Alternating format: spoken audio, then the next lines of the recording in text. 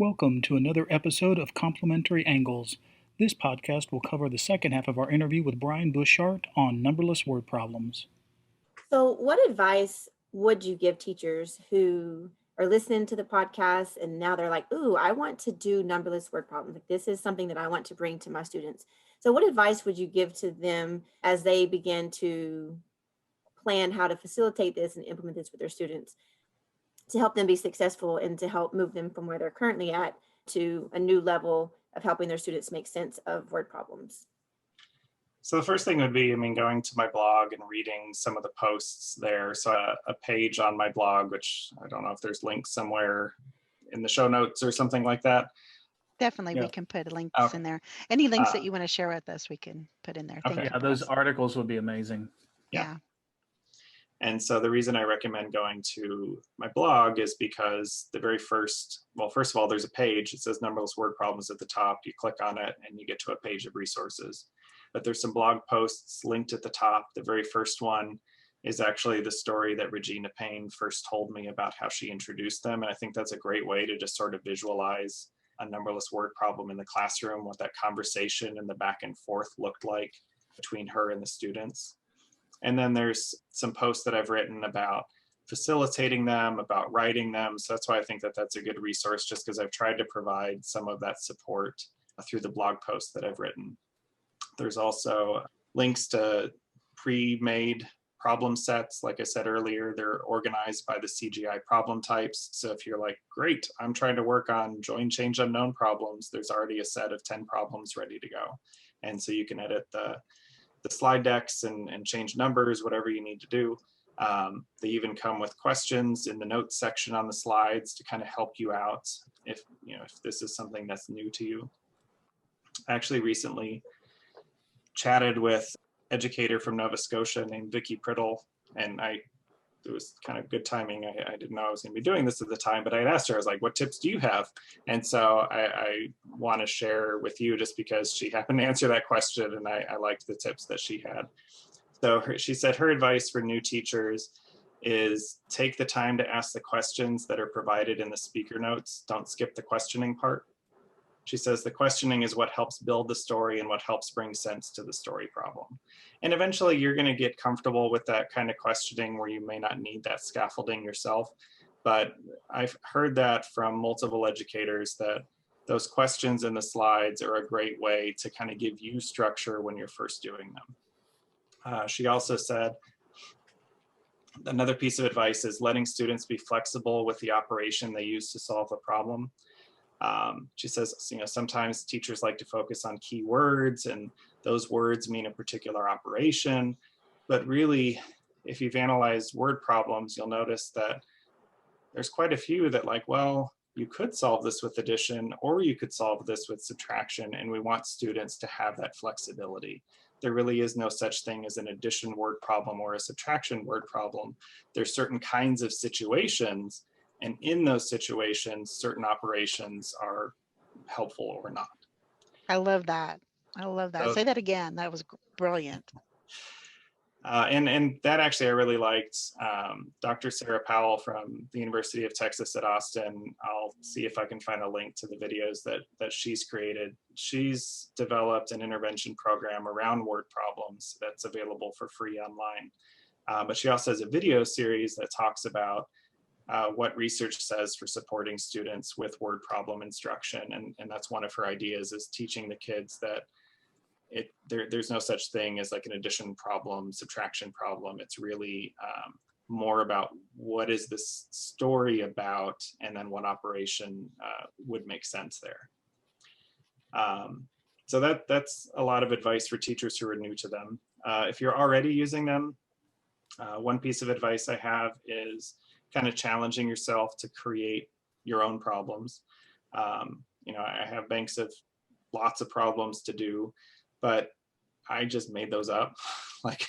I can't plan problems for every possible, classroom situation. So I think after you're kind of comfortable with how they work, really the next step for you is to think through what are some problems I could make based on concepts and context from my own class. So you can make some about games your kids play at recess or things events that have happened in your class or field trips. So those are kind of the context students are most immediately familiar with, but you kind of want to stretch beyond that too. So trying to write problems that might help continue to build background knowledge on concepts they're learning about. So looking at your science and your social studies concepts and thinking about how can I kind of push this a little bit further so that they're making connections. It's going deeper than, just the book that we read in our reading lesson. And another piece of advice I have is that I'm often asked about, like, how long should this take? And really it should take however long you're willing to give to it. I mean, I don't want to say that something should take a certain amount of time. It all comes down to your goals.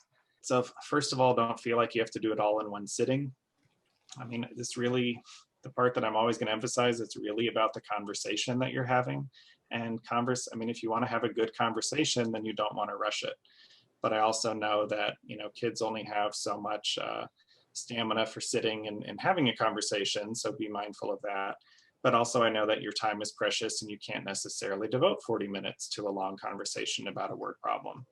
So some ideas that I've shared are to split it across 2 days. So you might have day one, you might spend 15 or 20 minutes just going through the reveals of the word problem itself. And maybe at the very end, instead of having the question that you want to ask, maybe you've asked the kids to generate their own list of questions. And so you've had a really good conversation about the problem situation, about the quantities, the relationships.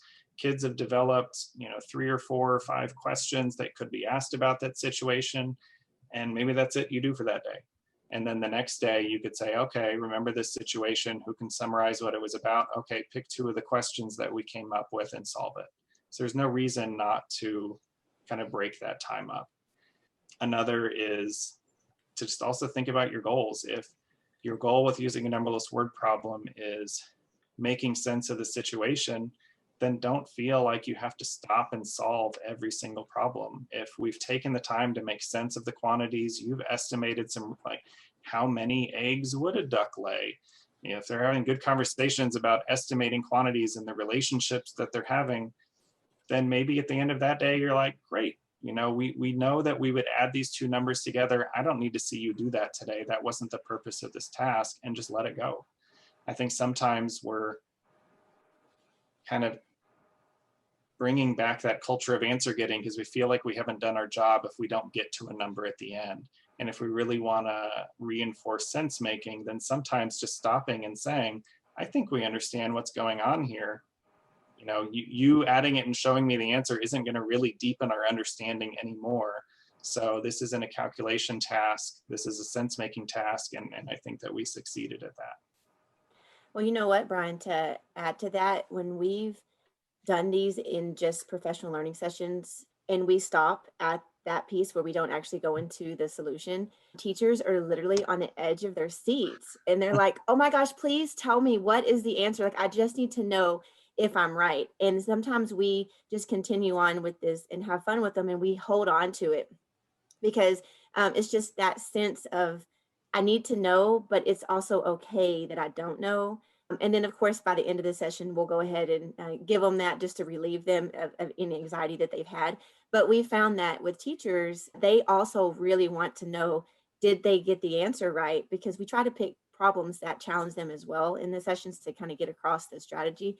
And that's always been really fun to do that with teachers as well. And then to make that point of what you just said about how it's not just about the answer, but it's about the process of getting there and making sense of the problem. So, yeah. And it's nice when you find out that they're that invested too, that they want to know the answer. So that's always a good feeling of like, okay, because that's part of where these conversations are really helpful, because if I just threw up a word problem on the board and you quickly solved it, there's no investment. You get the answer, you move on to the next problem. But because we talked about it, because David shared how he's, played guitar before, and Faith's talked about how she practiced an instrument, like suddenly we have some personal investment in the situation itself. So then we kind of want to know more about what the final answer is going to be. So that's a great point. I would add that's a little bit about that curiosity too. It's like, now that we have the investment, where we are building curiosity up in them as well, which I think is a really important piece of the numberless word problem, is to kind of foster that curiosity. That was something, I mean, I mentioned it, the idea of having the kids generate the questions. I mean, if you really have a question you want them to answer, then ask your question. But I think there's just so much power in having the kids develop them, because one of our former instructional coaches, who's now a third grade teacher at one of our campuses in Round Rock, she said the kids will always make harder questions than she ever would. And they'll be so much happy answering them because they wrote them. So she shared a story of how they'd used a graph instead of a word problem, but they still kind of had the slow reveal of information. And at the end, she had the kids generate questions. And then she was like, okay, pick 2 and go answer them. And the kids were like, oh, just 2? And she's like, well, if you finish, you're welcome to answer another. And they were super thrilled to do that. So there is that ownership piece, because they developed the questions. And one of those questions was even the one she had wanted to ask. So she knew that they were already going to be engaging with the concepts that she wanted. So it's, ownership and really getting them invested in the problem is one of the nice byproducts.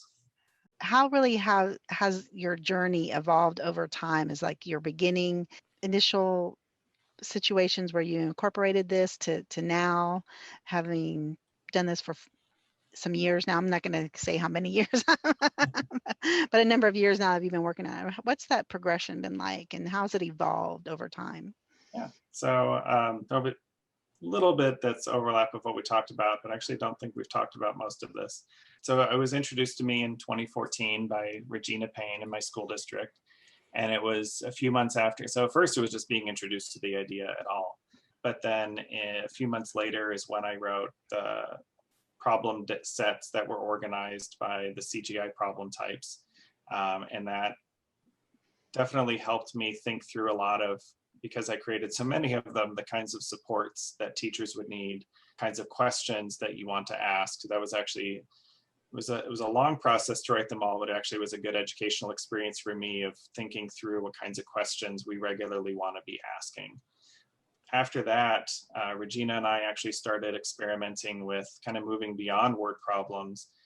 We actually took a graph and kind of used the same idea of stripping away information and then slowly adding it back. And so at the time we called it a numberless graph because, we have numberless word problems, let's have numberless graphs. Thankfully, my colleague Jenna Lai, she's kind of rebranded them as slow reveal graphs. And I think that that's better, because sometimes you actually might start with the numbers showing and have other pieces of information appear. But it was really playing with this idea of the control of information in a lesson. And Dan Meyer has kind of shared the same idea as well. He said, you can always add, you can't subtract. And basically what that means is once you've presented something in front of the kids, you can't kind of cover it back up and be like, pretend I didn't show this to you. So what we have the power of in our teaching is to only give them the information we want them to have at that time. And so how can that control of information really support engagement, support understanding? And so that was one big idea that I've been playing with through numberless word problems, through graphs. Is the other phrase that Dan Meyer uses is turning the math dial down.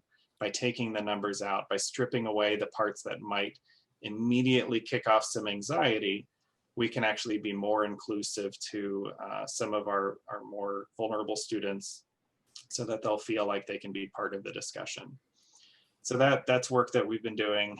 And then in terms of specifically some ways numberless word problems have evolved over time, I did start playing with the idea of adding images to them, because again, if I want to build background knowledge, seeing something is one great way of building background knowledge. I did very quickly get feedback from teachers. Anna Trollinger, who's a third grade teacher in Round Rock, she shared that she actually found that putting pictures in the slides themselves, like as she's presenting the problem. Sorry, might have heard my daughter. Okay. Putting pictures on the slide. So the pictures didn't necessarily relate to the problem. Like if we were talking about pumpkins, we would just throw random pictures of pumpkins just to make sure that they're thinking of pumpkins. But what she found was kids wanted those pictures to somehow map to the story, and they would go bend over backwards to make a connection where she's like, no, these pumpkins have nothing to do with this. This story is about this going on, just ignore those pumpkins. And so she learned very quickly, just take the pictures out. And so what we do now is we put pictures at the beginning, and we'll have kids, do some noticing and wondering, help kind of bring out some background knowledge about whatever the picture is. For example, I did one in a class where I showed a picture of somebody making a snow angel. And some kids in the class knew what that was, some didn't, but it was a way for all kids to now have a conversation about it, because the ones that had done it before were able to talk about what was going on in the picture. So now when I move into the word problem, they already have some visuals going on in their head. People who didn't know as much have already heard some of that language, talked about it a little bit before we dive into the word problem itself. But then the word problem has no images attached to it, because if we want any images, we want those from the kids. And that's another change that I've made, is what I learned from some of our instructional coaches is they've tied having kids making sketches. And some of them, what we again learned very quickly is you have to be careful how you phrase this, because you have some kids trying to draw these elaborate pictures. And so really what I've done is stress the quick sketch. And so like we'll present the first part of the word problem, and I'll say, make a quick sketch of the problem situation. You have 1 minute, and that's it. And for some of you, I know this is going to be really hard, but you have 1 minute. Because most times in math, we want to talk about taking your time and slowing down. But when it comes to sketches, if I give you more time, you're going to add more details. I don't need to see every ruffle in a jacket. I just want to see something that shows me what's going on in the story. But it was a great experience, because after the kids made their sketches, we brought a couple up and put them under the document camera and talked about, okay, look what she did draw. What did she not draw? How does she still show the relationships, even though instead of drawing jackets, she just drew boxes? So it was a great learning experience for the kids to see, how do you represent something without necessarily drawing every little detail that's going on in your head? Would you extend that into bar models or? Yes, I've used actually the ETA, I think it was ETA. I always get the two confused, or it might have been EA, it may have been EAI. I don't know. I apologize to both companies because their names are too similar and I get them confused. But they have bar models. They look like the colorful fraction strips, but there's no writing on them. And kids can actually use dry erase markers and write on them. So I actually had a really great conversation in a third grade class, because it was about somebody practiced piano for like 300 minutes. And on Monday and Wednesday, they practiced this much. And some kids made a bar model where they made the Monday and Wednesday equal the total of 300 minutes, but other kids quickly realized that the Monday and Wednesday did not add up to 300. So they added a third bar model piece to represent that unknown information. And so we put both of those up and kind of have a conversation about what's the same and what's different, because clearly some of them weren't getting that Monday and Wednesday didn't necessarily equal the total number of minutes that they practiced. So I think kind of bringing in and playing around with, what do you have available? If you don't have, the bars available or something, I think drawing quick sketches is fine, but just not skipping it and finding a way to incorporate it and doing it in a time frame that works for you. The bar models can take a little longer to play with, but if you have more time that day, then pull them out. If you don't, then I think a 1 minute sketch and conversation works out just as well. So yeah, the sketching has been a big piece of bringing in or modeling with the bar models. And then another thing I've been doing is adding videos to the end. It's sort of a reward in a way. It's your payoff for all the work that you did. But it's also, it serves an instructional purpose of, again, trying to build some background knowledge. So the example of snow angels, I knew some kids, especially in Texas, that's not an experience they ever had before. So I went on YouTube and just found a video of somebody making a snow angel. It was like 1.5 minutes. So you don't have to find a 20-minute documentary to build background knowledge. Just getting to see somebody make a snow angel, you've helped build a visual image in their mind of that. Another one that I did, I wrote some problems around pumpkins in the fall. And so like I included a video at the end of one of them that was like 4-minute time lapse of a pumpkin from a seed to the final fruit. Because I was like, that'd be kind of a neat thing for kids to see. We're talking about this stuff, but how could I just add a little more value to the experience? And YouTube is just such a wonderful resource because the videos are free. Usually I can find something in no more than 10 minutes.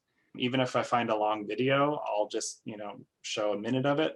But that's been a great way to kind of bring these situations to life a little bit, because when you see people criticize word problems, they talk a lot about like, whoever does this, or this is so disconnected from the real world. So using pictures, using videos as kind of those bookends, because we use word problems because we want to see math in a variety of contexts, and I can't take you out to all of those, but I can bring them into your world through words, but then I can bring them to life a little more with word or videos and pictures.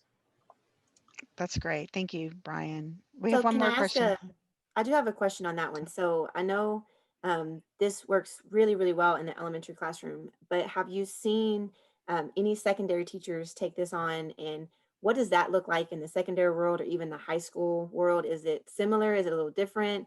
Talk to us a little bit about the secondary experience with numberless word problems. The nice thing is I've seen that secondary teachers who've tried it have been just as happy with it, because they still have word problems that have to do with ratios and other contexts that we don't do in elementary school. So I've seen it up through 8th grade. I have not talked to any high school teachers who've done it, although I've heard some say that they're interested in doing it. Because really, if you stop and think about it, it's a much more algebraic way of looking at a word problem. You're taking the numbers out and it could be anything. And so now you're talking about relationships. You're like, well, what would happen if this number were 10? Why would a smaller number not work here? And I think it was Daniel Luivano. He paired numberless word problems in middle school with like clothesline math. And so he had kids actually like putting things on the clothesline math of where would this go and what number could that be? And so I have seen, I feel elementary, probably because that's the audience I work most with, they've clearly, there's been more momentum around it there, but I have seen it being done in middle school. And I think because you're really preparing the kids to be able to do algebra later on, I think you can really do some powerful thinking in the secondary grades to kind of make early connections to that and get them thinking through this idea of, but what if I don't know what the number is? What would make sense here? What could I do? One thing that I've noticed in the secondary teachers that use it, they always talk about more kids, different kids, are willing to try.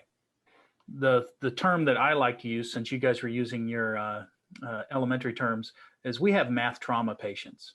We have kids who've been beat up with math and their perception of it for years. So when they get to us, a word problem where your kiddos down in elementary will automatically cherry pick out numbers and go straight to addition, our kids see the third word and quit. So the nice thing about a numberless word problem at that level is our kids are actually willing to suspend their disbelief in their ability to try one more step. And I think that speaks to, oh, sorry, I'll let you finish. No problem. And to be perfectly honest, I'm glad that you used routines for reasoning, because the routines reinforce those discussions. And I could get my intervention kids to talk about math for a little bit longer because they don't see it as math yet. Yeah. And that's what I was going to say. I think it speaks to that whole idea of designing to the edges. You're creating something that is immediately taking into account that some kids might be turned off by the numbers. Some kids might not have the background knowledge or the language to tackle the whole problem at once. And so by kind of paring it back, you're creating a kind of a safer space for students to engage in, where it's like, all I'm asking is what you picture. That's all I want right now. All I'm asking is, how many dogs could there be? Every answer, I mean, I don't want to say every answer is right, but every answer is worth considering. So and I love those conversations, because when Regina first shared this, she talked about an art competition and talked about there being some boys and some girls. And immediately the kids were saying things were like, well, it says some boys, so I know that has to be more than one. And then they knew that I think the number of boys was less. And so then they were like, okay, the girls, there were like 52 girls. So I know the number has to be 51 or less. And so like, it's so great that they immediately start getting into this like detailed understanding of language that nobody would have even thought about had she just posted as a regular word problem. So it definitely is much more inviting, because it doesn't ask much of you immediately. And it again ties to that idea of turning the math dial up that Dan Meyer talks about. We are going to get to needing to compute with these numbers, but my goal is by the time we get there, it should feel pretty obvious to you what it is that you need to do. or you should feel like you've got a good enough sense that you're not starting from scratch. You've got something to work with. David, you want to go ahead with the last question just to Yeah, wrap us up? gotcha. All right. So we've talked about numberless word problems in more of a synchronous setting where we have the teacher with the kiddos. In what ways have you seen this strategy be successful in a remote learning environment? So I will say, I'm going to talk a little bit about it. I don't like pushing a solution in every circumstance.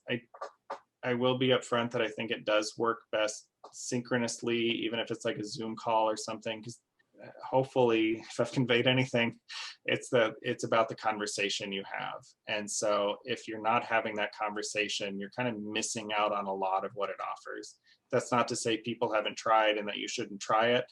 I just would want to caution that if you're like, I just don't like the way this feels, it's not doing what I want it to do, just know there's other problem solving strategies. Like as much as I love numberless word problems, I also advocate for things like the 3 reads protocol. So I think as long as you feel like you've got a tool belt, and if you're like, you know, I love numberless word problems, I want to try them, but if you find that it's like, no, that just does not work for me asynchronously, please pull another one from your tool belt and try that out. But that being said, the nice thing is there's a hashtag on Twitter. It's numberless WP. I didn't want to say numberless word problems because that eats up too many characters in Twitter, but numberless WP has been the hashtag I've used. So I've seen teachers sharing this school year using things like Pear Deck, because then you can have a slide that reveals the first bit of information. There's a text box where they have to write what they notice and wonder, and then they get to go to the next slide. Some more information is revealed. The benefit is you're still getting the slow reveal of information. You're kind of controlling that information flow. The drawback, if you're doing it fully asynchronously, is that 1, they don't get to hear what anybody else has to say. And 2, it can be a lot of typing for kids. And I don't want to turn word problem instruction into like a laborious typing task, because really, if you think about the conversation you're having, you're going to want to know something that they're thinking after every single reveal. And so you have to be careful that you're not asking so many that the kids just get burnt out and don't want to do that work. It's so much easier to speak a noticing than it is to type it out. A tool that could potentially mitigate some of that would be like the Desmos Activity Builder, because again, you have the slides where you can show a piece of information, but you can mix things up where you could have one where it's like, write down what you notice, and so you get to type that in. The activity builder is nice because then after they submit their answer, they can see what other kids in class had submitted. So you get it's not quite the same, and you can't guarantee they're going to read it, but at least there's the possibility that they'll see what somebody in class had to say about the same thing. But you can mix it up by using the sketching tool. You could say, now make a sketch. And so then they could do a quick sketch. Again, if you can sketch with your fingers, that's usually a lot easier than sketching with a mouse, but you know, we have to, it's all about trade-offs. But I think that the activity builder already builds in such good tools for getting kids to interact with content like that. That's a tool that I would recommend trying out. I think Pear Deck brings in a lot of that as well. I don't know if it allows students to see what other people had typed in. That's why I think the Desmos Activity Builder, plus it's free. I think that that's a tool that you could replicate this a lot easier. And if you wanted to, you could actually do that live and in class as well, because you could actually use like the snapshot feature and pull out sketches that kids had, have conversations about those.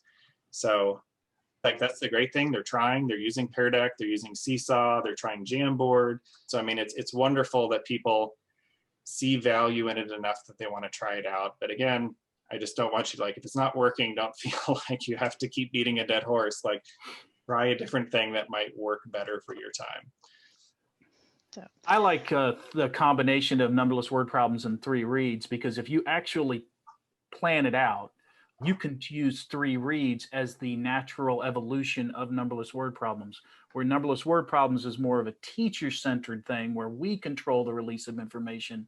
3 reads is a student empowering thing where they look at the word problem for particular bits of information. And if you can marry those 2 together, you're basically training the kids almost like an intervention plan in itself, where they're gradually being released to their own empowerment.